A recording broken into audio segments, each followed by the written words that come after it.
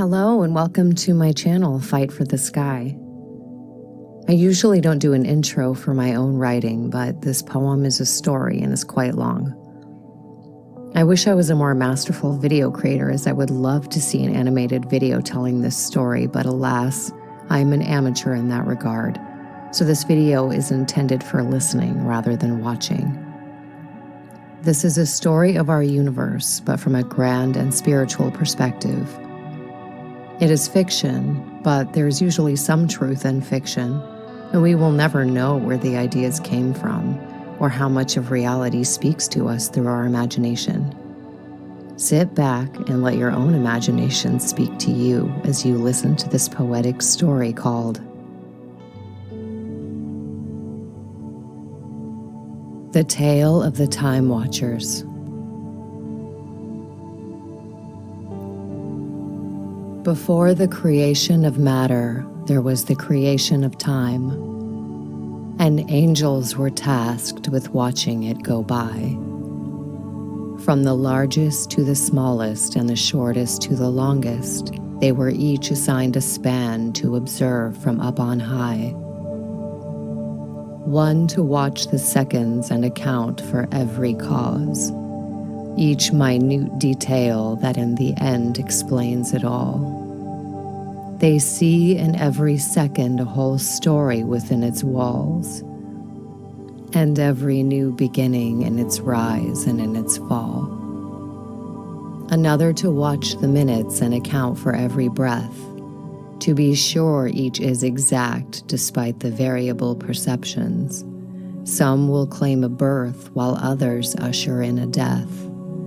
They hear almost every thought, including all our misconceptions. There is a watcher for the days, for the hours, and for the weeks. Each one does their best to hold them all in line, keeping track of how they change and how they stay the same. The list of all their tasks is not so easy to define. As the blocks of time grow larger, the details melt away. A greater epic is unfolding for the watchers sitting higher. They see all of life and death moving in and out like waves, and epochs swelling to crescendo in a convoluted choir. And though time is an illusion in the true reality, it is a necessary window through which to view our earthly fate.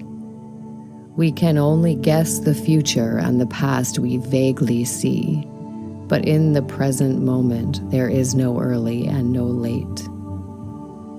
In our process of unfolding, we are dying as we are growing. The time watchers see us learn and also soon forget. Then time folds in upon itself so that the stream just keeps on flowing. The karmic wheel continues turning, leaving most of us in debt. Yet even in a system of such intricate perfection, they look away for moments and time slips out of its line. We think of déjà vu as just a glitch in our perception, but it's when the chords of now and then overlap and intertwine.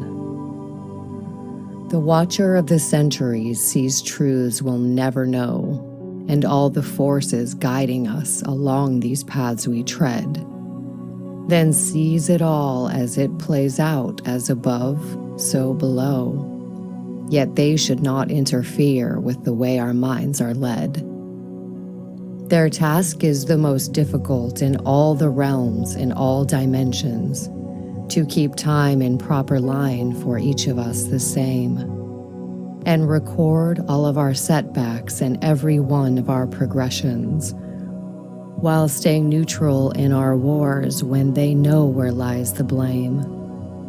They didn't know their greater purpose and just did as they were told. From the lesser to the greater, each span held truths and lies.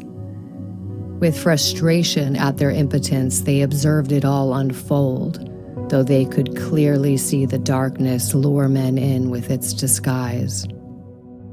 Then one day it was shown to them the reason for their mission. All the records were collected and placed on scales of right and wrong. and it was time for all the world to move through its ultimate transition, and darkness became darker as it would not exist for long. Everything would seem inverted, up is down and left is right. Some still struggled to find truth despite the lies that held the power, and so shame and persecution would be the faithful's plight, while the protests were suppressed by those living in their tower. But the world was an illusion, yet as important as the real, a testing ground of choices from thoughts to words to deeds, with 100 ways to harm and 200 ways to heal. So time had come to reap the harvest of the planting of our seeds. Time Watchers gave us ways to count the minutes, hours, days, and years. They recorded each of us within them and humanity all as one. It was written what we learned and how we dealt with all our fears. We were given a new chance with every rising of the sun. Did we let ourselves be led down the path of least resistance by those cunning wolves who trap us in a world of their own making, that in the end distracted us from the purpose of existence, and what we gained was nothing versus what we were forsaking? Time Watcher's moment now had come to unroll the scrolls of all intent, and every moment of Earth's life was laid out upon the table.